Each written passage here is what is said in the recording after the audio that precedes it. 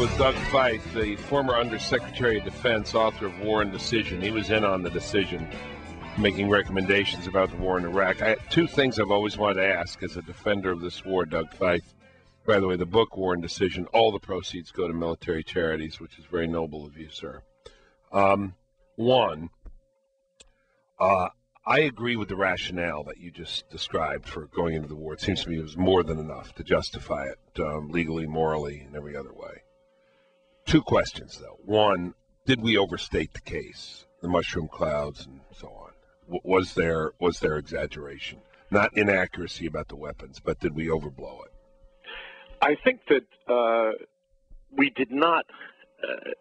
I don't think that the administration officials purposefully overstated. I do think there were errors made in the presentation, and the main error was, of course, relying on the CIA's assessment that we would find not just the chemical and biological weapons programs, but actual stockpiles. But that was everybody's assessment, right? That was everybody's. There were categorical statements made by Carl Levin and Jay Rockefeller and other leading Democratic members of Congress during the Clinton years and even during the early Bush years,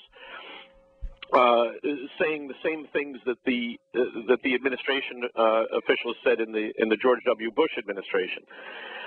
Let me make the liberal. The intelligence did not change. That's an important point. I mean, people sometimes make the argument that because the Bush administration officials came into office hell-bent on war, which is a common assertion even though it's false, they say that the administration officials manipulated or leaned on the intelligence people.